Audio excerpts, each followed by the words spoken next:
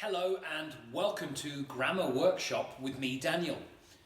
Today we are going to study a specific piece of grammar, in fact two. Sometimes they are problematic, must and have to or have got to. So consider the differences. Must. Let's imagine must. It's normally used in a legal context in English, a legal context or a law or rules. And we can use this in the positive and the negative form in English. For example, in Italy, you must attend school. Remember, attend means to frequent. You must attend school. Or, for example, in the school, they say, students mustn't run in the school. That's the negative form, must and mustn't. Think of other legal contexts. You are too young, but for adults we drive a car, for example. In Italy, what is the law? The law in Italy is you must drive on the right. In the UK, you must drive on the left. You mustn't drive on the right. So we have a positive and a negative example there. Must is also used for a strong obligation. Imagine your friend says to you, "It's my birthday next week, you must come to my party, please." And you think, oh, a strong level of obligation. Okay, I will come, right?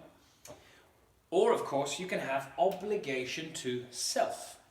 Think of when your mum and dad say to you, you must stop eating so much chocolate, or you must play on your video games less. Or maybe they say with your homework, you must study for English. Okay, so must has three different representations. Legal context or rules, a strong obligation, or maybe obligation to yourself.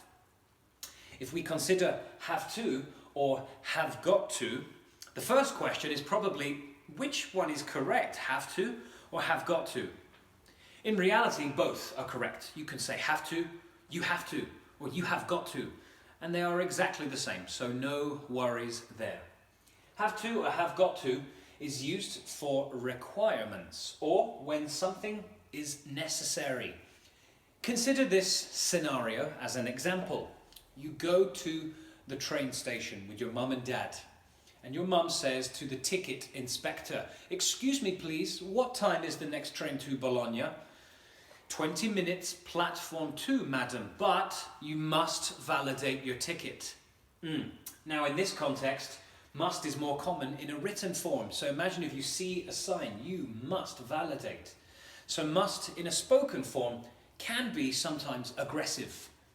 So it's correct or better to say, you have to validate your ticket. Okay, no problem. And you're done in the machine. That's it.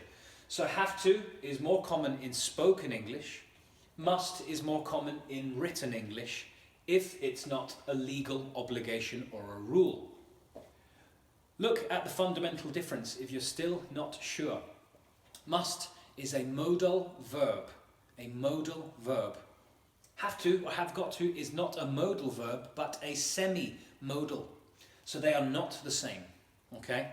Consider also the grammar. The grammar, luckily, is the same. Subject, I, you, he, she. Must or have to plus the bare infinitive.